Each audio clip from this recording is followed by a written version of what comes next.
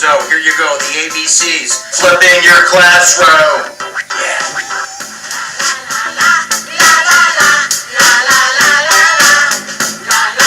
Alright, so flipping is basically the idea of flipping your classroom by having kids do the knowledge piece at home. The knowledge piece would be the traditional lecture piece, the direct explanation or explicit instruction that goes on inside the classroom. What a flipper does is try to have some or all of that take place at the home, so you have more time in the classroom for inquiry-based learning, for projects, for kids doing things, for action, for engagement, for other things other than you standing in front of the room and talking to kids. That doesn't mean you're still not going to do that. Of course you're going to. And there's different ways that you can flip at different levels you can flip to. There are lunatic flippers who take their whole classroom and try to just deliver that on DVD and on the internet, making, I don't know, like 200 history videos. They got to be crazy. And there's people that mix and match. You make a few videos, you content curate other videos. Or maybe you're just having kids do a few videos at home and still doing most of the lecturing in the classroom. Whatever, that's what flipping is. So go flip out. I flip, you flip, we all flip. Now you know the magic of the going in and the out. We'll talk about the green screen and making videos and some of the options that you have if you're going to do that in a moment. What I'd like to do first is explain what content curation is and give you some great sites that can get you started in bringing other people's videos inside the classroom. First of all, there's tons of other sites that do this for you. So you don't have to go to YouTube and start, YouTube, Google, and search in terms, because you're going to fall into a pit of billions and billions of videos. One site that you can go to is youtube.com/edu.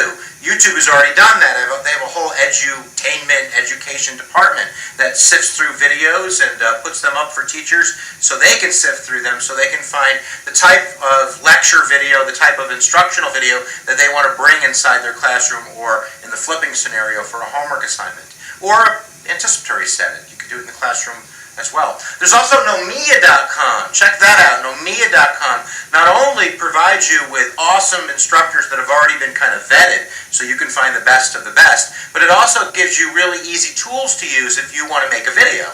I'm not going to go through those tools today, but if you go to Nomiya.com and check it out, your brain will just explode and implode back inside your skull because you've learned so much. And there's other great sites, and there's so many channels, I'm not even going to start to mention channels. But certainly if you go underneath the video that I'm doing right now into the description, you'll find a whole host of EDU channels that I recommend that you give a shot.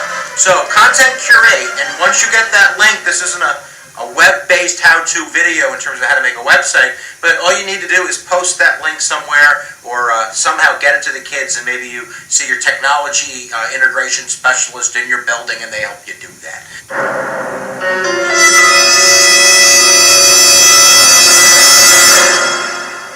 So you're going to do it, you're cray-cray like me, you're going to make a video. We'll talk about styles in a minute. You don't have to do green screen. We'll talk about green screen. You have lots of different options. But I would like to just talk about three things to think about when you're planning your video. Number one is your content. Look, you need to really have a handle on the content. Content's really important. Understand your content. Make sure that you know it kind of backwards and forwards the best that you can, and get a wide kind of scope of it. Go outside the curriculum and explore and become, pretty well known and versed in what you're going to be talking about. Number two would be know your audience. If you're, making a video and you're at Columbia grad school, that's going to be a different video than if you're doing kind of a middle school in a, in a cray-cray environment.